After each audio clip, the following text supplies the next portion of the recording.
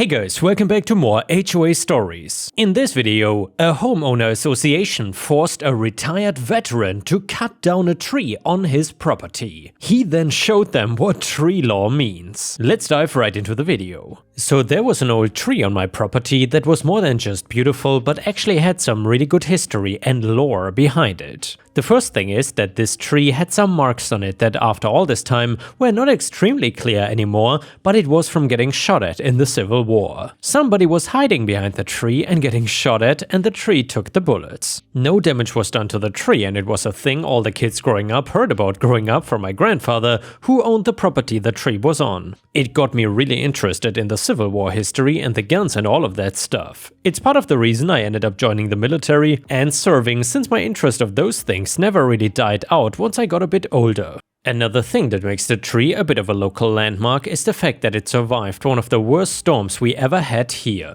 A storm tore down homes and everything else in its path, but at the end of it all, the tree was still standing strong and rooted in the ground. It only lost one small branch, and because of that, it really stands out, since now it's not only the oldest but the tallest tree in the entire neighborhood because of that. My grandfather passed away when I was in my 20s and left me the house, since he knew I really loved the property and the tree especially. After my active service was done, I spent some time working at boot camp training new recruits. When I turned 50 a few years ago, I fully retired and was just enjoying my life and my property. I loved being outside, especially in the summer, enjoying the nice shade that the tree provided me and taking it easy after a lot of hard years. After I retired, the HOA president changed, which was something I did not even know about, since the HOA was not something I paid much attention to. I gave them money every year and never really heard anything else from them, aside from junk mail about meetings and other stuff that I didn't care about. Never got a fine or anything, as the old president, I guess, was really relaxed. This new guy was power hungry, and that's something that was really easy for me to tell after my years of service. I knew when somebody was hungry for power or control over others. I had to shut down a lot of recruits, thinking that they were better than others and tearing them down to nothing to teach them a lesson during my time at the base. This guy sent out letters to everybody introducing himself and talking about rules that were now gonna be enforced. Nothing new or crazy on paper, but it was the undertone of the letter that made me know that this guy was gonna end up being a problem at some point or another. That happened about 5 months later, when another letter was sent out about new rules that he was adding. I'll admit right now that not all of them were crazy, and some of the new rules did seem kinda fair and make sense. He finally added a rule about people that were parking on dead-end streets and blocking other people in, which was a mess a couple blocks down from me. But then I saw that he added a new rule regarding trees, and I was not happy about reading it. Basically, it stated that in order to maintain a reputation and new, up-to-date neighborhood, they wanted any tree that was significantly old or large to be removed. They had some specifications I cannot remember off the top of my head, but I knew that it meant that they were going to come after my tree. It was the one that clearly stood out from the rest, and the rules seemed to be targeting my tree directly. I didn't actually do anything about it, hoping that the HOA would not push the matter or anything, but I was wrong. They came to me explaining that I had to get rid of the tree, and I wanted to speak to the president in order to explain the history of the tree and why it was basically a landmark of the neighborhood and had historical importance for people who had lived here a long time. The HOA president was an inflexible man, and I'm gonna just let our conversation speak for itself. Me, I know that you want the tree removed, but I just wanted to explain why that might be a mistake. Man, it clearly violates the rules. That tree sticks out like a sore thumb, there's no mistake. Me, that tree has been around since before the Civil War, and you can still see the gunshot marks. It survived huge storms and is clearly deeply rooted into the ground.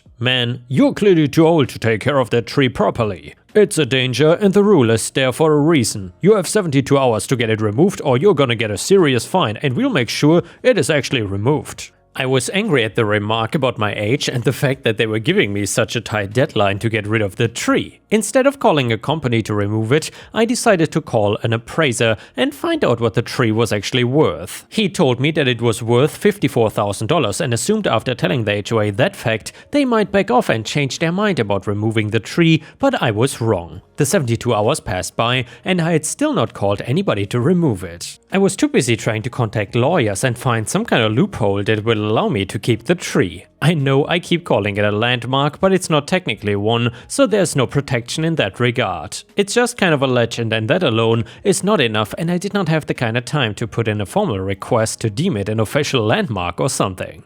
I did find a really nice lawyer who set up a meeting with me where we sat for a couple hours and tried to go through all of the possibilities in order to get around the HOA rule and keep the tree. The next thing I was gonna do was try and get an expert to come out and see if they could tell how deep and far the roots went. If removing it would cause something like a big sinkhole, it might be enough to stop the HOA from removing it. I came home after that meeting with hope, but lost it all immediately when I saw the HOA had come while I was gone and removed the tree. They did not end up even removing the roots, but instead badly grinded down the stump where it was actually still a little bit visible. They left my lawn covered in debris and tire tracks from the grinding machine. My heart felt like it was snapping in two, and I wasn't sure if I wanted to be sad or just be pissed off that they did this while I was gone and did not give me any time or a real chance to argue my case for the green getting to stay. Anger won in the end, and I knew that I was not gonna sit back and let this stand. I found a lawyer that specialized in HOA disputes. Top of the line, expensive as hell lawyer that agreed to take my case against the HOA who I was suing for the $54,000 that the tree was worth.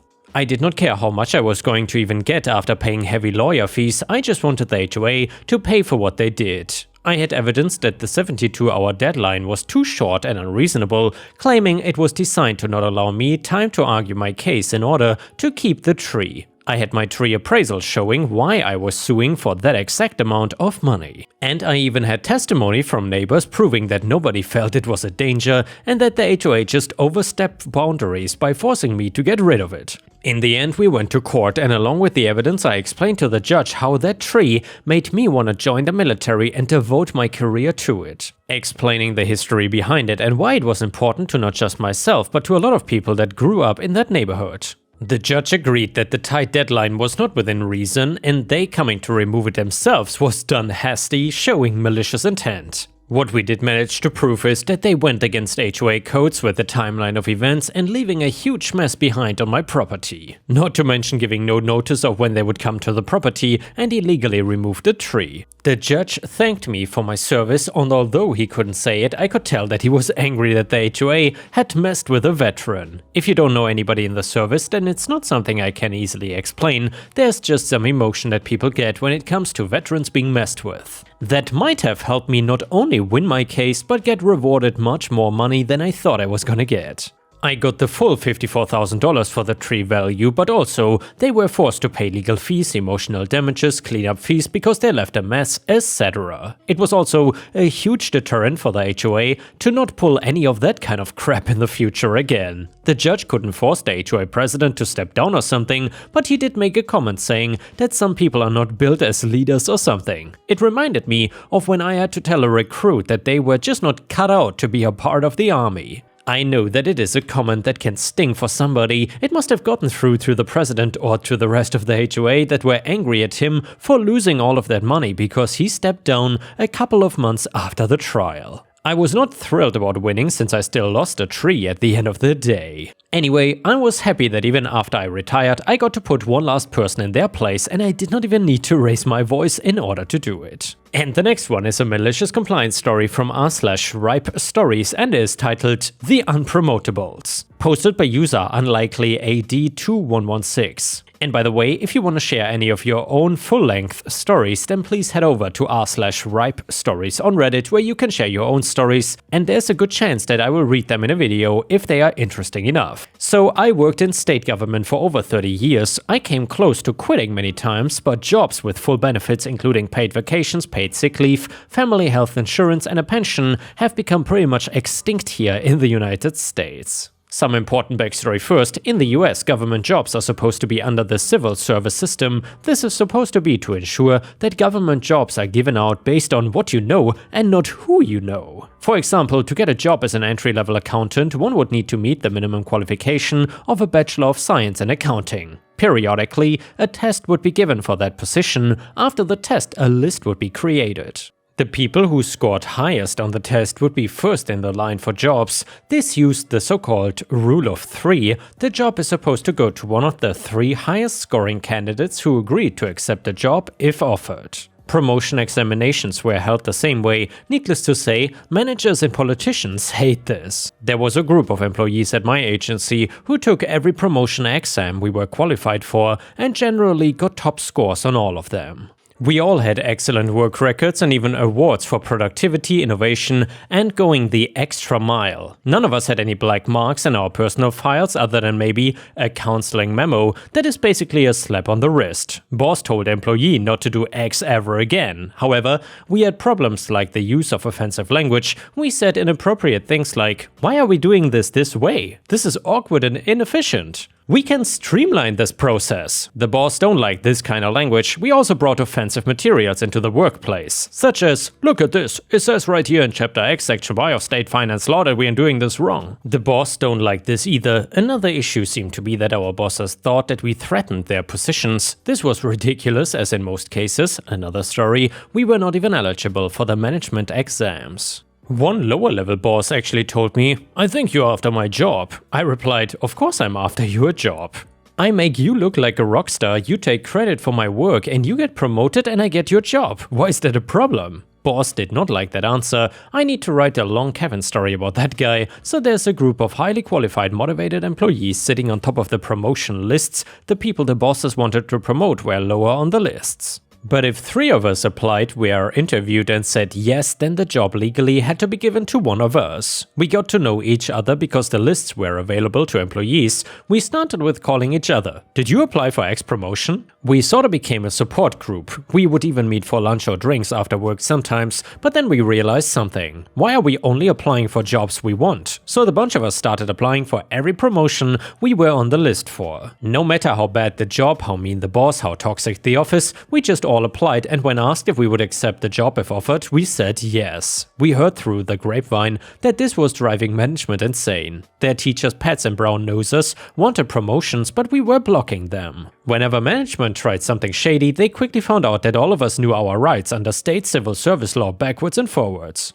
It was both funny and frustrating to see management leave a position unfilled rather than give it to any of us. This was not popular with the employees in those offices, who now had to pick up the work from the vacant position, which was above their pay grade as well as their own, with no increase in pay. I recall one interview I went on. This office had lost a key employee to retirement. There was provision to hire a replacement before someone retired so that the replacement could be trained, but management never did this. It turned out that I was exactly what they were looking for, and the job was exactly what I was looking for. They told me that I had the job and it was just a matter of getting the paperwork signed. They had even sent me training materials and given me access to their database so I could get familiar with it. However, the big boss in charge of both my old office and this one was my nemesis. Let's call her Natasha instead of Karen, as that fits better. So she refused to sign the paperwork to give me the promotion. I heard through the grapevine that she couldn't afford to lose me, as I was doing both my job and the supervisor's job in my unit, which was vacant. See above. The position in the other office stayed vacant also. Natasha kept blocking my promotion for as long as I worked there. Sorry, this does not have a happy ending. That was still the status quo when I took early retirement the second I turned 55. HR might have gotten involved, except that the toxic clique of mean girl Karens, who caused all sorts of chaos and even drove good employees out of the department, was the HR office. The less said about them, the better. That's all for now. Hugs to the kiddies. Permission to read on YouTube, permission to credit my Reddit username.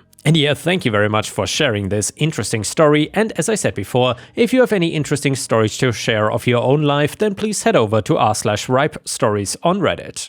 Furthermore, while you're at it, please don't forget to like the video and subscribe to the channel if you haven't already. That would help me tremendously. Thank you so much. And the next one is a petty revenge story, once again from r/ripestories, posted by user SpicyGirl337. So this happened to me and my husband many years ago. At the time I was 22, female, and my then fiance was 25, male. We had just moved into an upstairs apartment in a small town in Canada, and we could not have been happier as we were gonna get married. The downstairs was rented at the time to a person who we will call a Karen, at the time 35 years old, and her daughter who was 6. The daughter seemed like a sweet kid, but something felt off about the mom. Sure enough, after about a few weeks in, we would hear her yelling at her daughter all of his day. In the end, she was removed by Child Protection Services. We thought that it was till about 2 months later, when I'd been working long nights and days at a local business, that she decided to have a few friends over. Now, we had no issues with this, as noise limits for us was 10:30 p.m.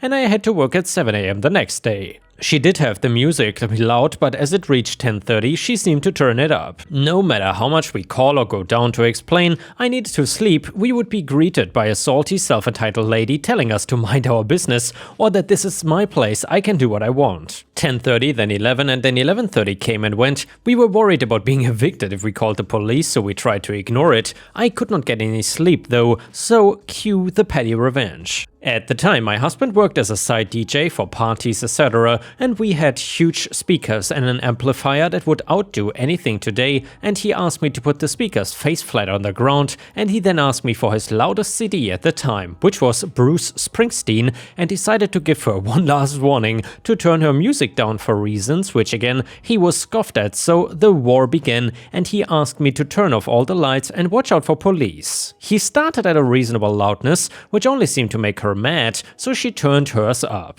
We would outplay by making ours even louder, till on our end our music was literally vibrating the windows. That was when I noticed a cop cruiser pulling up, so we put everything in their original spots and turned the amplifier off and pretended to be sleeping, but sure enough, the officer took our statement and left, and we could still hear her music, and we heard the police officer ask her many times to turn the music down, but she kept refusing even after she yelled at them. It was our fault, to which she took our side, and in the end, after $700 in fines, she was told either pay off or face legal issues. That was only then she turned it down, not before causing a storm, as her friends left. By the time anything was resolved, it was 11:30, and I was exhausted and relieved. The next morning, as I was getting ready for work at 6:30 a.m., I could hear the sounds of a truth backing up. Turned out, she was so fed up that she was moving, and that was that. I could not stop laughing. I had the window open a bit so she heard me, and it did not take her long. Too late, as there was not much, only 40 minutes or so,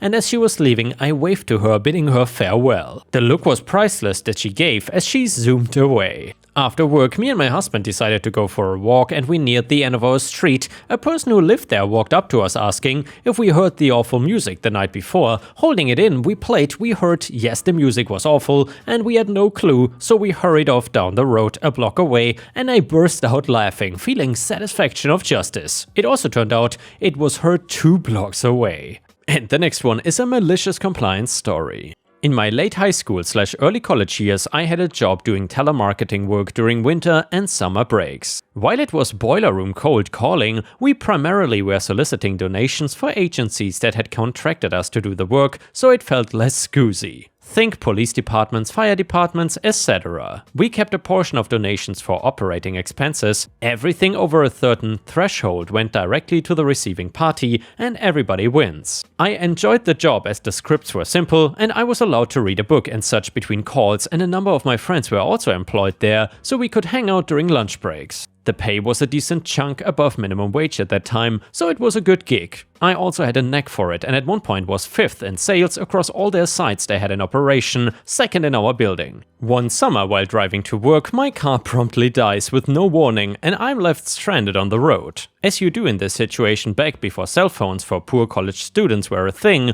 I walk to the nearest house and ask to use the phone. I call my dad, who starts driving to get me, and call my work to let them know that I'll be late. My boss says fine and that he will chat with me when I get in. Father shows up with my mother in 2 cars.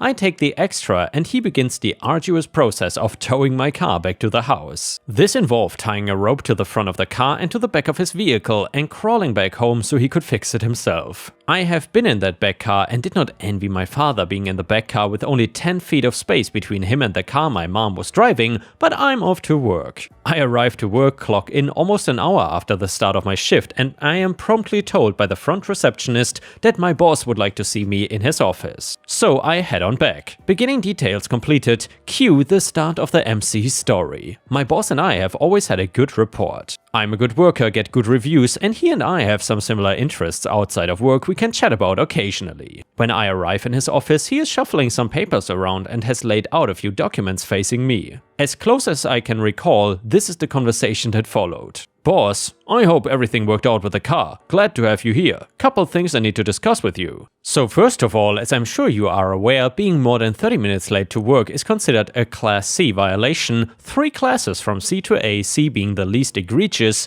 if insufficient time is given prior to the occurrence. This is your first violation, so I would like to talk to you about what happens next. I'm sweating at this point. I've never been talked to about being out of order on anything while working here, and getting my first violation scared the crap out of me. So I'm sitting there white-faced and he continues. Boss, no official write-up or anything occurs for a first violation or even the first few Class C violations, but it is manager's discretion on the punishment depending on past behaviors. Now, you're a good employee and I've put into corporate a few times to give you a raise. But because you only work during your school breaks, it's denied, as you are not considered full-time. So the papers I have here are your termination papers and an offer letter I would like to extend to you to hire you back on time again. So in short, before I file these, I would like to ask, is it okay if I fire you? So we go through the process of him firing me, which then allowed him to extend an offer to me to rehire me at roughly a 25% increase in pay, since he could justify to corporate the bump as he was hiring someone with experience. In talking with him, he let me know it was something he occasionally did to the high school and college workers to get around the corporate policy of not allowing raises to people that did not work 1000 plus hours in a year. It was his own way of being maliciously compliant with a policy that did not allow him to reward some people that he thought deserved it. He had been apparently waiting for me to do something that he could technically fire me for. The way their back-end systems worked, it would not even show up as a break in service, since the firing and hiring happened on the same day, and since I never worked more than the minimum 1000 hours each year, I did not have any tenure or anything to be worried about losing. The laugh he and the receptionist had when we walked back to the front to introduce her to the new employee was enjoyable, and I've had a fun story to tell ever since. To answer a few questions, number 1, why do the fire department and police department need more money? This was more for affiliated agencies and charities. Think the firefighters' boot drive they do every year. They don't keep your change you toss into the boot, it goes to a charitable cause. Number 2, did your dad fix the car